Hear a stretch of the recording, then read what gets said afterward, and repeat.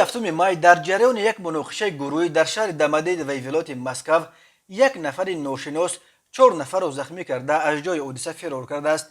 در این باره به خبرگزاری روسی تاس در خدمات مطبوعات پلیس ولایت مسکو خبر دادند. به گفته منبع تاس خبر زنوزنی در گلگشت ساختمانچیان شهر دمدید و روز هفتم مای به پلیس رسید. کارمندان پلیس به جای حادثه آمده معاین کردند که در این سوراخ بین چند شهروند در زمینه معیشی جنجال لفظی روی داده است و در جریان آن یکی از اشتراکچیان به 4 نفر جراحت جسمانی رسانیده از جای حادثه فرار کرده است. همه آسیب دیدگان را در بیمارخانه بستری کردند.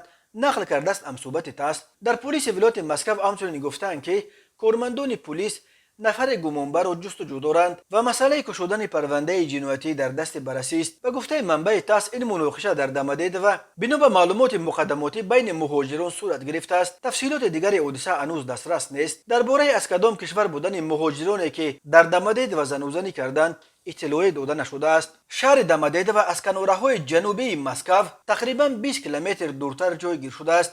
در اینجا فرودگاه دمدید و یک میدان هوایی بزرگترین پایتخت روسیه جایگیر شده است. در دمدید و به اطراف آن حدود 190,000 نفر به سر میبرند. موردهای افزاینده زنوزنی‌ها بین مهاجران مایه نگرانی جدی مقامات روسیه شده است. ماه آگوست سال 2021 در پی یک سلسله زنوزنی‌ها بین مهاجران در منطقه‌های گوناگون روسیه وزارت کارهای داخلی این کشور هشدار داد که از این به بعد مهاجران را برای دخالانه و ایران کردن ترتیبات جمعیتی از جمله برای اشتراک در زنوزنی‌ها بهرامانه به کشورهای زادگوهشان اخراج کرده از حقوق عبور مرز روسیه محروم می‌کنند.